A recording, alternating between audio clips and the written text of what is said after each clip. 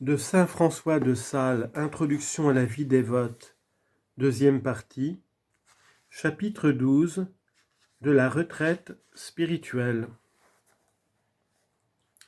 C'est ici, cher Philothée, où je vous souhaite fort affectionné à suivre mon conseil. Car en cet article consiste l'un des plus assurés moyens de votre avancement spirituel. Rappelez le plus souvent que vous pourrez, parmi la journée, votre esprit en la présence de Dieu, par l'une des 4 façons que je vous ai remarquées. Regardez ce que Dieu fait et ce que vous faites, vous verrez ses yeux tournés de votre côté et perpétuellement fichés sur vous par un amour incomparable. Ô Dieu, se direz-vous, pourquoi ne vous regardais-je toujours comme toujours vous me regardez? Pourquoi pensez-vous en moi si souvent, mon Seigneur, et pourquoi pensais-je si peu souvent en vous? Où sommes-nous, ô mon âme? Notre vraie place, c'est Dieu.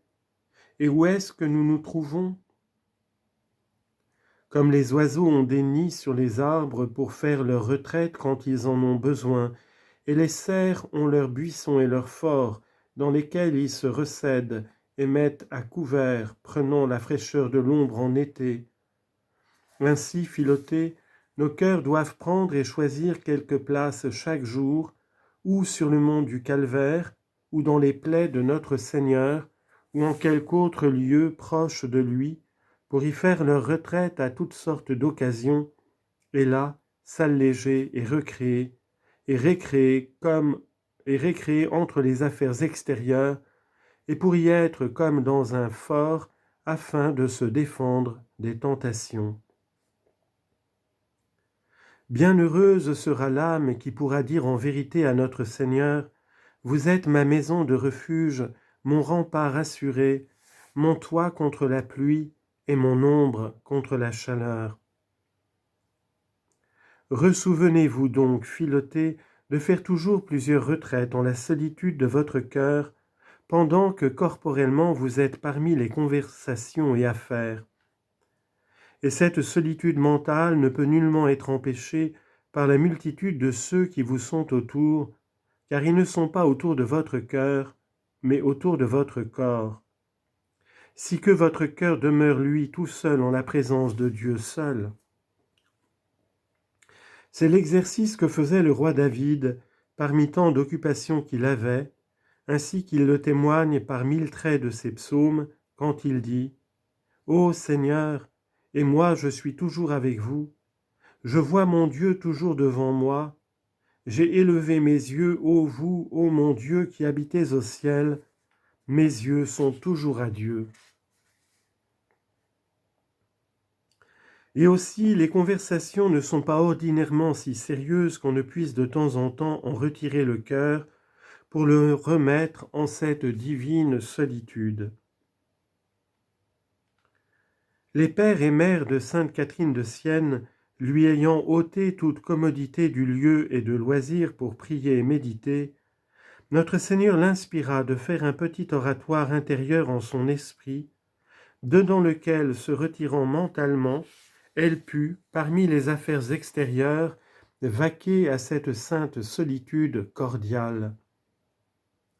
Et depuis, quand le monde l'attaquait, elle n'en recevait nulle incommodité, parce que, disait-elle, elle s'enfermait dans son cabinet intérieur où elle se consolait avec son céleste époux. Aussi, dès lors, elle conseillait à ses enfants spirituels de se faire une chambre dans le cœur et d'y demeurer.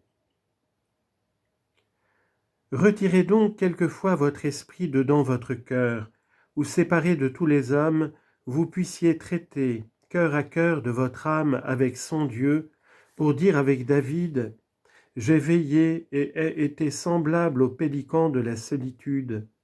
J'ai été fait comme le chat-huant ou le hibou dans les masures, et comme le passereau solitaire au toit. »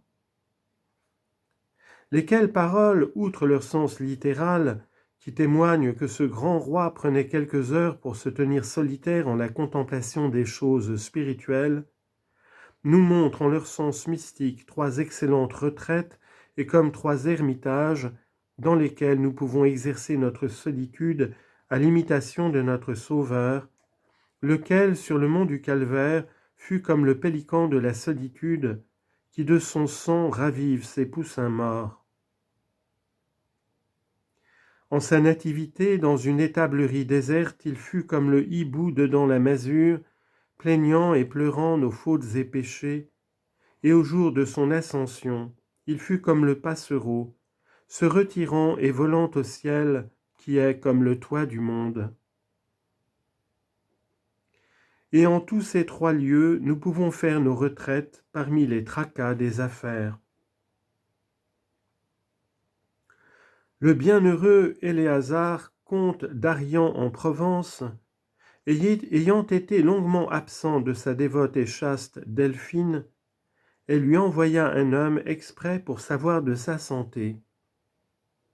Et il lui fit réponse : « Je me porte fort bien, ma chère femme, que si vous me voulez voir, cherchez-moi en la plaie du côté de notre doux Jésus, car c'est là où j'habite, et où vous me trouverez ailleurs, vous me chercherez pour néant. » C'était un chevalier chrétien, celui-là.